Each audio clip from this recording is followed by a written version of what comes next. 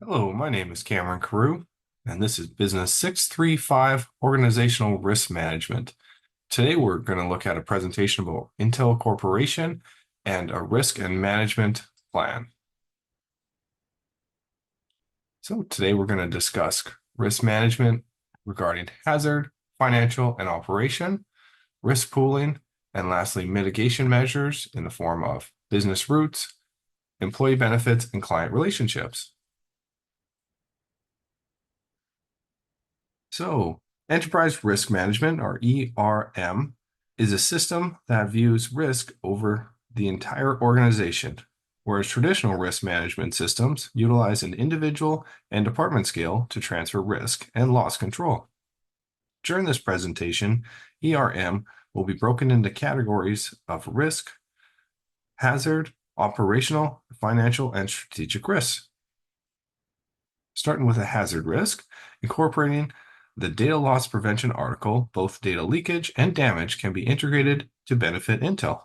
When creating standard operating procedures or SOPs, Intel will begin prioritizing potential data loss against likelihood, previous or industry breaches, and volume accessible.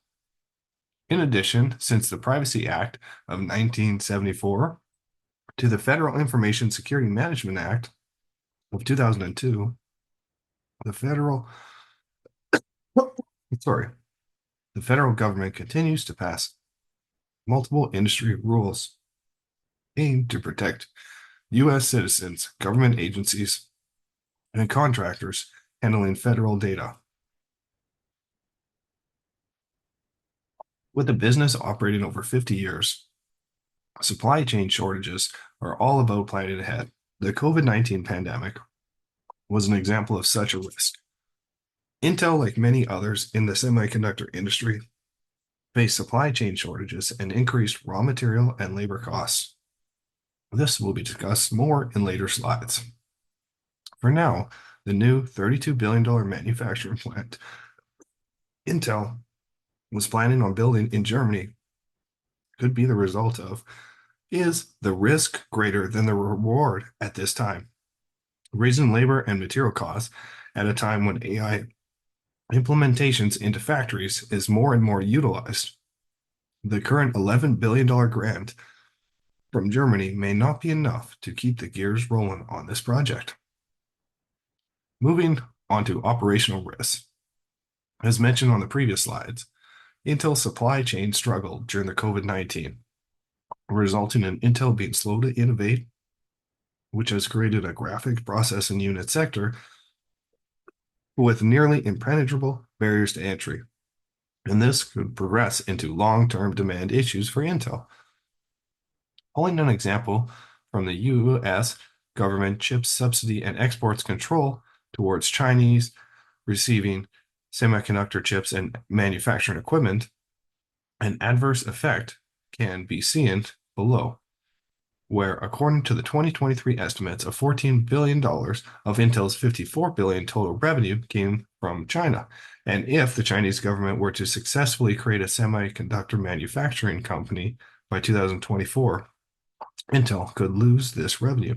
In preparation of this event, Intel should apply the expected loss formula, which provides roughly 1.45 billion yearly set aside for protection. Now, I have the dice for risk pooling for exactly that reason. The competitiveness of the semiconductor industry makes risk pooling a gamble for all companies. Meaning, as Intel was scrambling to find raw materials during the COVID-19 pandemic, companies such as NVIDIA and AMD were so prepared they unveiled smaller 5 nanometer and 3 nanometer nodes that server farms craved for cloud computing, machine learning, and AI applications. Now these long-term contracts are signed, and the question, can Intel ever catch back up to be a leader in the semiconductor industry, has been the result. Although on a company level, Intel has multiple options to employ. Localizing massive stockpiles would be easier to distribute if such an event were to occur again. Merging or bringing together the resources and development research and development team would not only decrease data sharing over multiple networks, but expedite decision making would occur.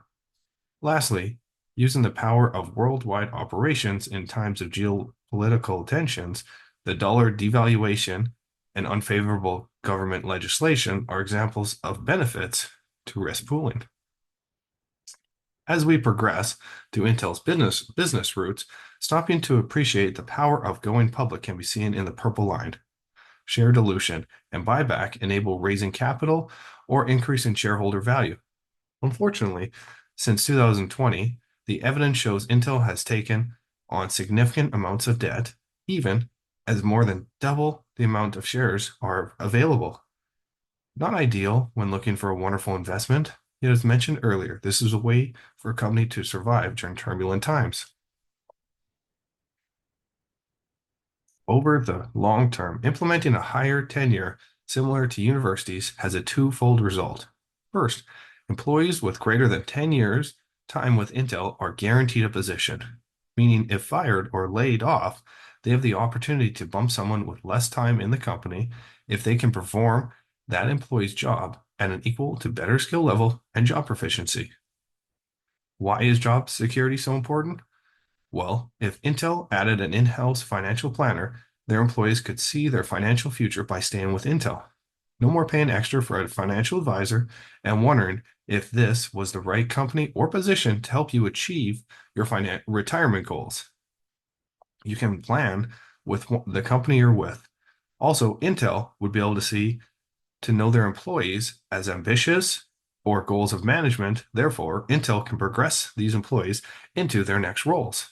The second part of why these are quintessential for Intel is how quickly the technology sector advances, creating a sense of urgency to attend conferences, seminars, and take classes because you want to attain the next position, or worst case, remain at your current role. As you can see in your financial plan, how this will result.